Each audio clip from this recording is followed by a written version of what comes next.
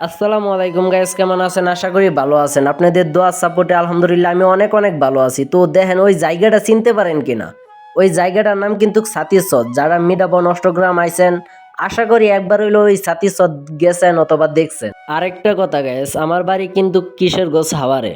তো আমার বাড়ি কিন্তু কটিয়াদির আর কি। হাওয়ারটা এত দূর না, হাওয়ারটা কাছে।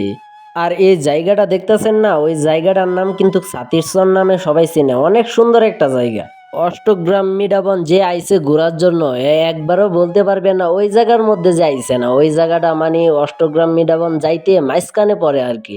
অনেক সুন্দর একটা জায়গা আসলে ভাই। এই জায়গাটার মধ্যে গোসল করলে অনেকটাই ভালো লাগে। ওই জায়গার মধ্যে সবাই গোসল করে, মানে এতটা শান্তি লাগে এই জায়গার মধ্যে গোসল করলে, তা ভাই বলার মতো না। তো অনেক সুন্দর একটা জায়গা আসলে, মানে এতটা ভালো লাগে তা বলার মতো না। আপনি যদি মিডাবন নেকলে হাওয়ারে ঘুরতে আসেন, অবশ্যই এই জায়গার মধ্যে দেখা হইবে। ওই যে গাছগুলা দেখতেছেন না, ওই গাছের ভিতরে সবাই ছবি তুলে। মানে ওই গাছের ভিতরে এতটা সুন্দর জায়গা তা কর মতো না ভাই। মানে আসলে অনেকটা সুন্দর।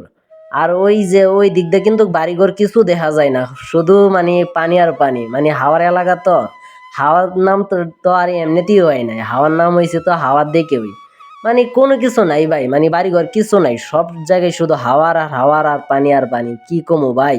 বিশেষ করে ভাই নিজের এলাকার গর্ব করলে অনেক ভালো লাগে ভাই। আসলেই ভাই, মানে কক্সবাজারের পরে যদি কোনো সুন্দর জায়গা থাকে তাহলে ওই আমাদের হাওয়ার এলাকা মানে মানতে হইব আর কি। এত সুন্দর জায়গা, মানে আপনি না আসলে বুঝতেই পারবেন না। মানে এতটা ভালো লাগে এই হাওয়ারে ঘুরলে, মানে আপনি কিছুদিন ঘুরবেন মানে এতটা ভালো লাগবে তা বলার মতো না ভাই।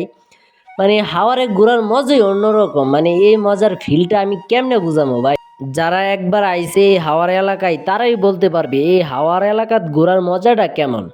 এতটা ভালো লাগে ভাই, আমি মুখে বইলা পারতে মানে বুঝাইতে পারবো না আর কি। আপনি একবার আসেন এই হাওয়ার এলাকাত আইসিয়া দেখেন, মানে কতটা ভালো লাগে।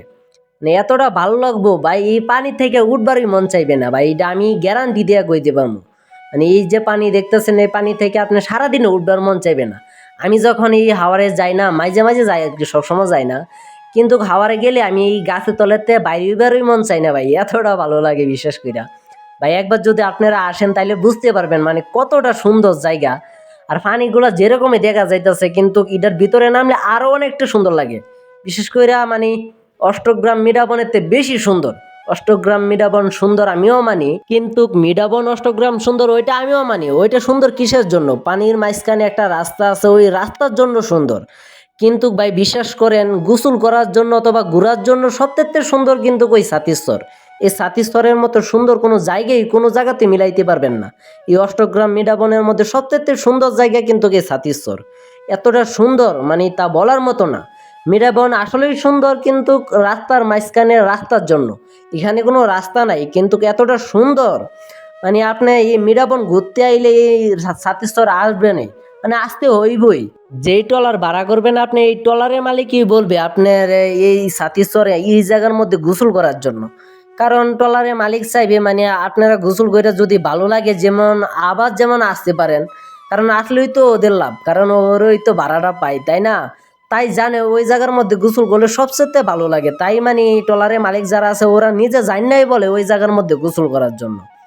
তো বিশেষ করে আসলে এই জায়গার মধ্যে ওই যে মানুষগুলা দেখতেছেন না, মানুষগুলা দেখে তো বুঝতেছেন তারা কতটা আনন্দ করতেছে বা কতটা মজা পাইতেছে, ওদেরকে দেখে বুঝতেছেন না?